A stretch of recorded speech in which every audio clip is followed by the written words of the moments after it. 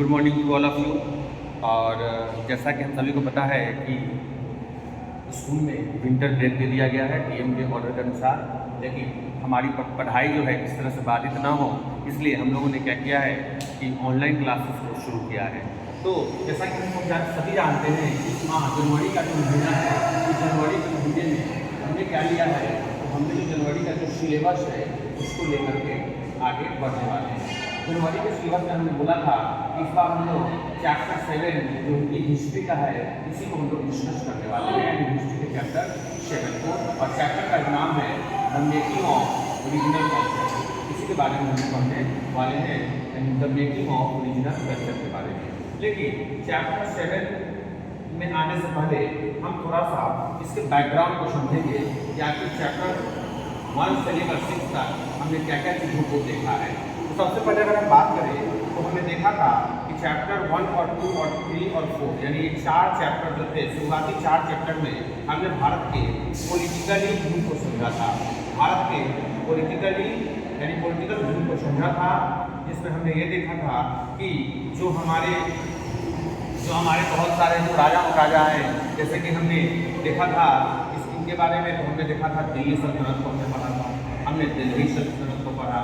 उसके बाद अगर थोड़ा सा और बात करें तो हमने चोला डायनेस्टी को देखा, हम लोगों ने पांड्याज को देखा। इस तरह से और भी बहुत सारी डायनेस्टी थी जो हमें फर्स्ट 4 चैप्टर में देखने को मिली। इसमें हमने मुगलों के बारे में भी पढ़ा, मुगलों के बारे में पढ़ा, मुगल के बारे में पढ़ा। ठीक है, अगर बात करें 5th चैप्टर में, तो 5th चैप्टर में क्या दिखाया गया? 5th चैप्टर में ट्राइब्स के जरिए यानी ट्राइबल कम्युनिटी के जरिए हमने एक तरह से इकोनॉमी को भी कनेक्ट करने की कोशिश की। जो भारत की इकोनॉमी है वो किस किस चीज़ों पर डिपेंड करती है, इसको भी हमने ट्राइब वाले चैप्टर से कनेक्ट करने की कोशिश की।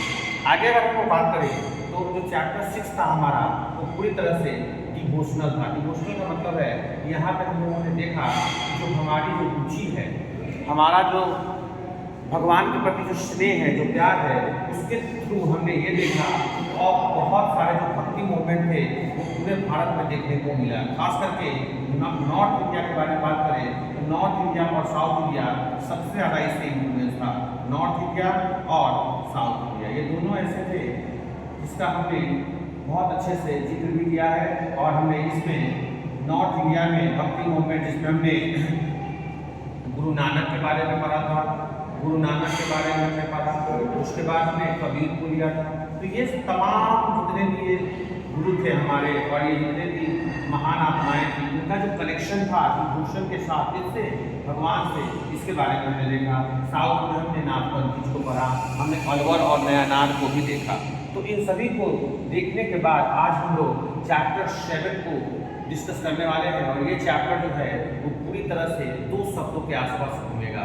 एक शब्द है रीजन और दूसरा शब्द है इसी से बना हुआ एक शब्द जिसका नाम है रीजनल। रीजन और रीजनल ये 2 ऐसे शब्द हैं जिसको हम लोग लेकर के चलेंगे और यही 2 शब्द जो है इस पूरे चैप्टर को समझने वाले हैं। अगर हम बात करें the making of original culture, जैसे मान लीजिए ये है, अगर आपका हम थोड़ा सा अगर इसको इरेज करें और थोड़ा सा आगे बढ़ते हैं तो हमें और थोड़ा सा देखने को मिलेगा।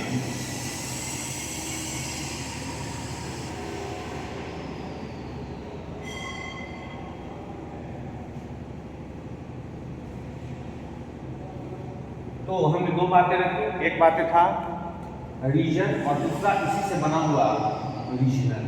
रीजनल इन्हीं 2 शब्दों को लेकर के हम लोग आगे चलने वाले हैं। जैसे मान लीजिए कि ये है आपका प्यारा प्यारा भारत, और भारत का ये है एक हिस्सा जिसको हम लोग बोलते हैं, ये वाला जो पूरा हिस्सा है इसको हम लोग क्या बोलते हैं? तो इसको हम लोग साउथ वेस्ट बोलते हैं। साउथ वेस्ट ये वाला एक इलाका था, ठीक है। तो यहाँ ये जो इलाका जो है, ये वाला रीजन है, ये रीजन कहता है। ये जो पूरा इलाका है, ये जो पूरा ये एरिया है, इसको हम लोगों ने रीजन कहा।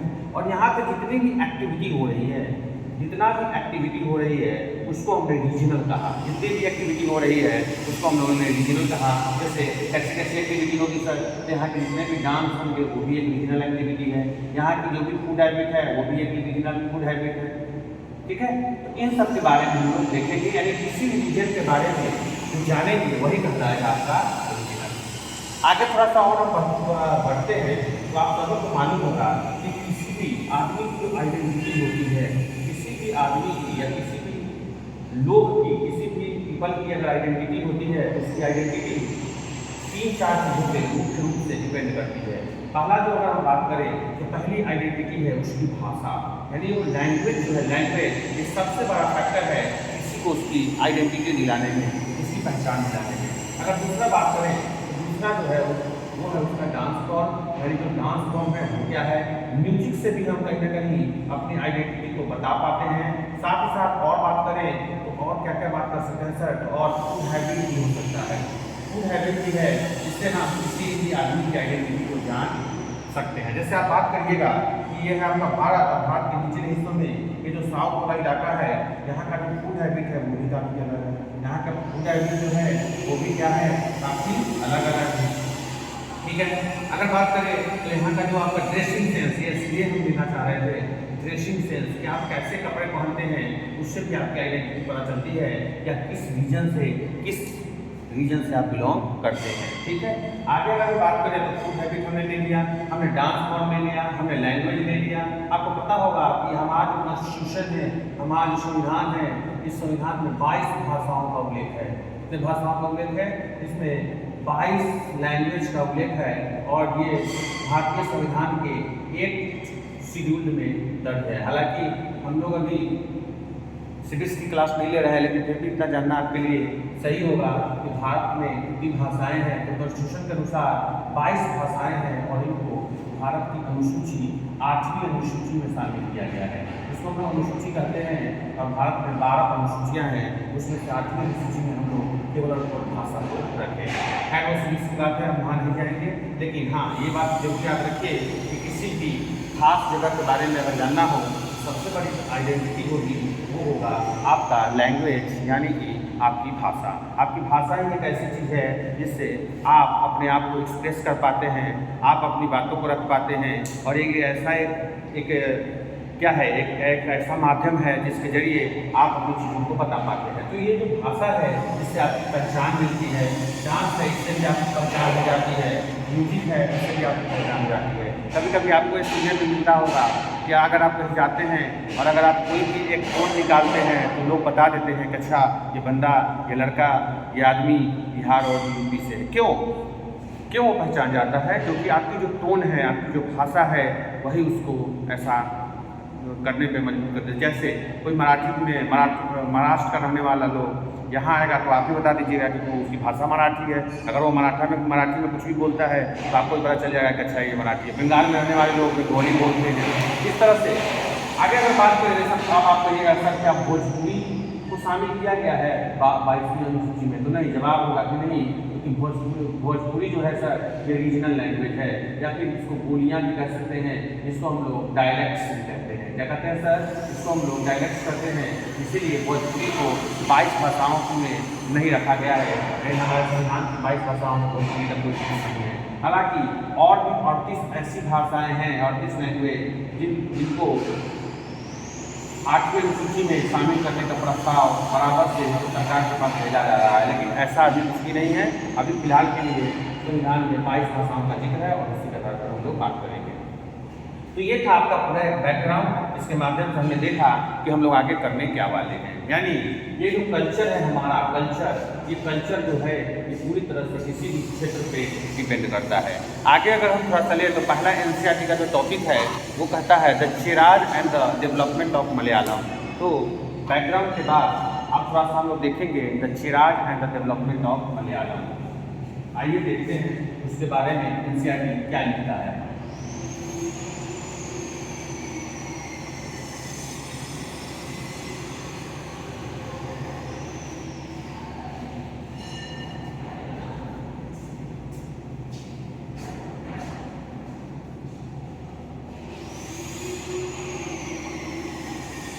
तो हमारा जो नेक्स्ट टॉपिक है वो है द चेराज एंड द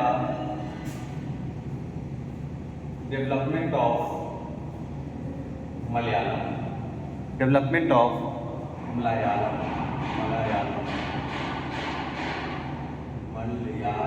ठीक है।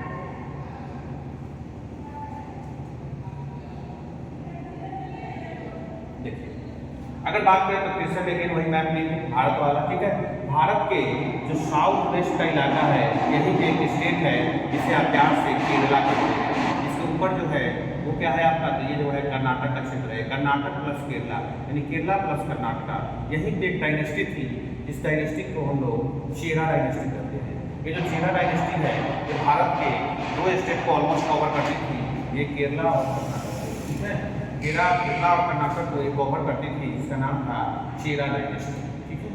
ये जो चेरा डायनेस्टी थी, अगर बात करें इसके कैपिटल के बारे में, तो इसका जो कैपिटल था वो था महोदयापुरम, ये कैपिटल हुआ करती थी। यानी चेरा डायनेस्टी जो थी इसकी कैपिटल जो है वो महोदयापुरम हुआ करती थी, ठीक है। जैसे ही हम बात करेंगे कि ये वेस्टर्न और साउदर्न वाला जो इलाका है, यानी वेस्ट और साउथ का जो इलाका है केरला प्लस कर्नाटका का, तो आपको सबको पता है कि केरला में एक भाषा बोली जाती है, जिस भाषा को हम लोग मलयालम कहते हैं। ये जो मलयालम भाषा है ये कहाँ बोली जाती है सर, तो केरला में बोली जाती है, ठीक है। तो वहीं पे एक डायनेस्टी थी जिसका नाम था, क्या नाम था, तो क्या नाम था, महोदयापुरम, ये उनकी कैपिटल थी। और इसको जो इस्टेब्लिश किया गया था वो किया गया था 9वीं सेंचुरी में, यानी 9वीं सेंचुरी में जो चेरा जो थे उन्होंने अपना कैपिटल महोदयापुरम में क्या किया, महोदयापुरम क्या था, महोदयापुरम में उन्होंने अपना कैपिटल बनाया था, ठीक है।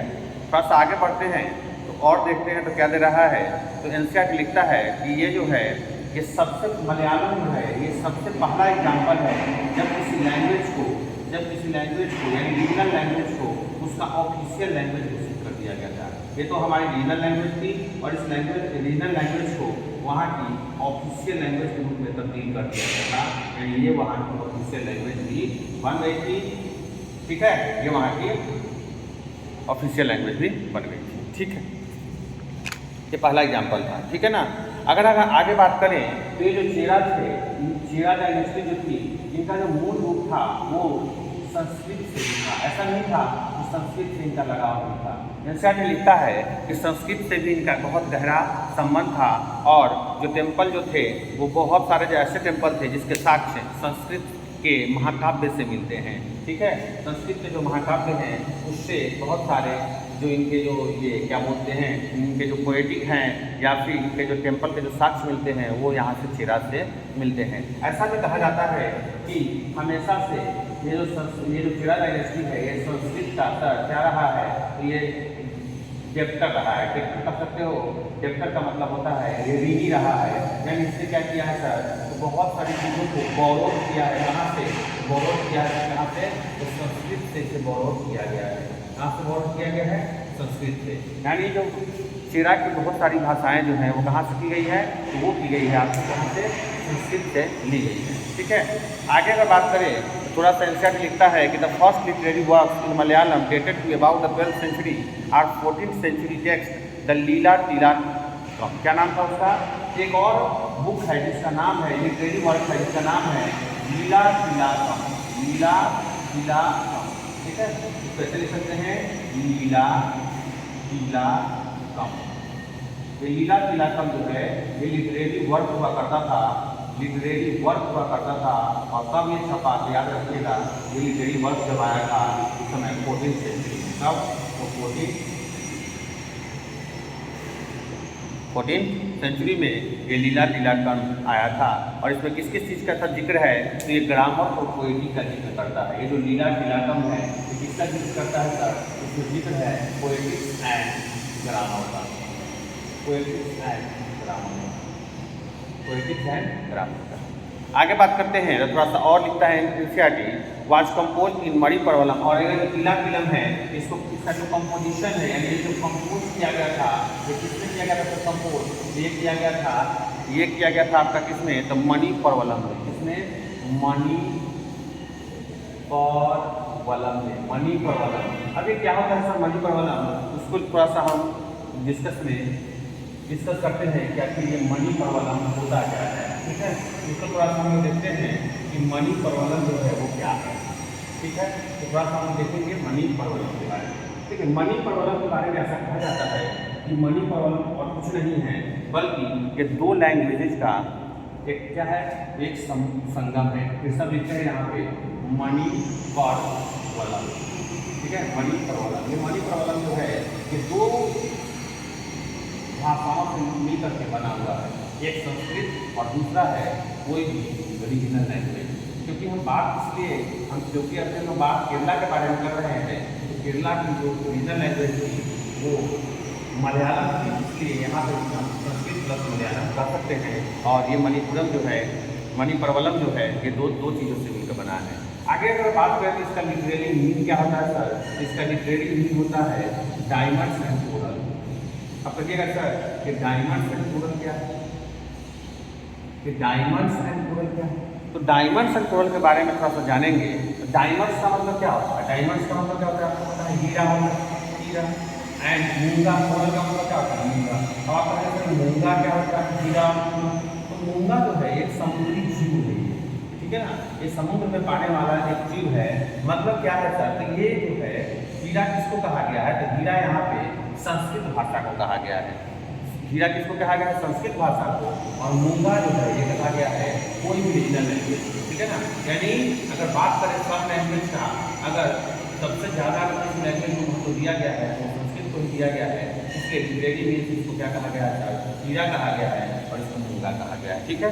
हीरा और मूंगा कहा गया है, ठीक है। हीरा और मूंगा का मतलब होता है हीरा यहाँ पे संस्कृत को दिखाया गया है और मूंगा यहाँ पे रीजनल लैंग्वेज को दिखाया गया है।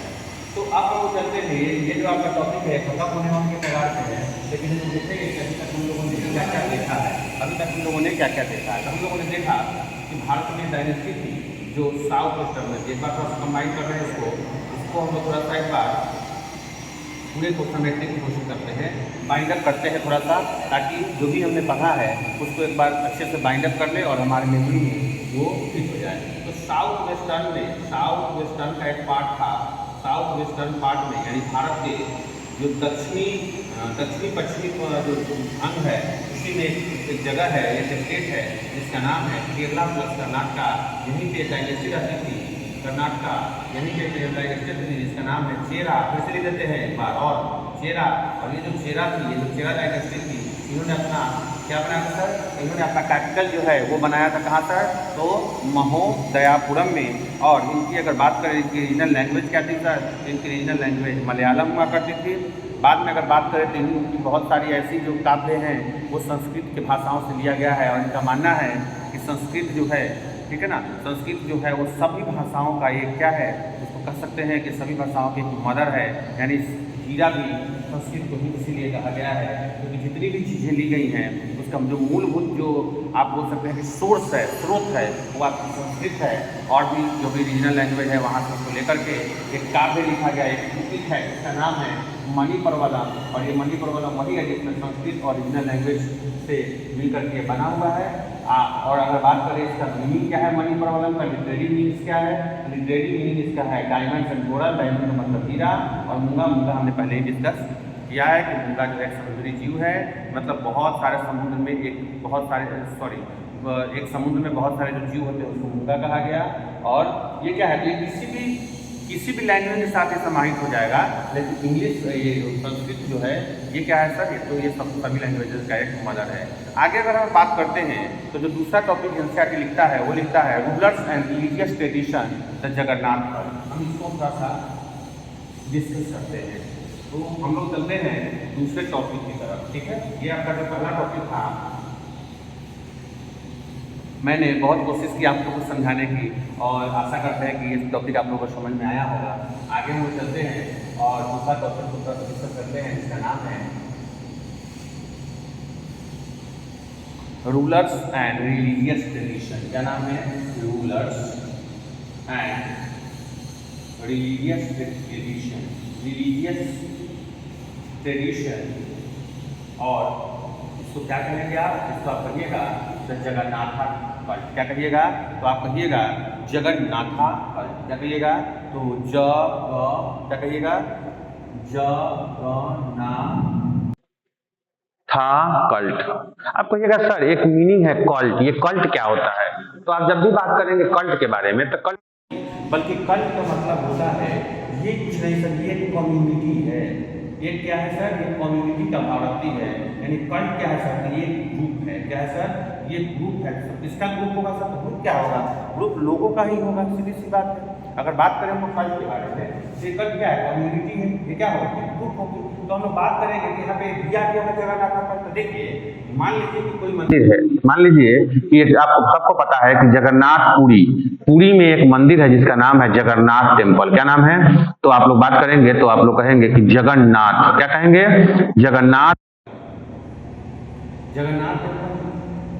तो जगन्नाथ टेम्पल में मान लीजिए कि जगन्नाथ टेम्पल पर जिसका वर्चस्व होगा, जिसका इस पर डोमिनेंस होगा, मान लीजिए कि मुगलों का अगर डोमिनेंस है, तो जो जगन्नाथ टेम्पल में जो लोग आते हैं वो सब क्या करेंगे, वो सब उन्हीं को अपना आदर्श मानेंगे। तो होता क्या था कि जगन्नाथ कल्ट इसलिए दिया गया है कि जगन्नाथ में जितने भी लोग आते हैं जो इस भगवान को पूजते हैं, आपको पता होगा कि जगन्नाथ को विष्णु भगवान को पूजा जाता है। कौन भगवान को, तो विष्णु भगवान को।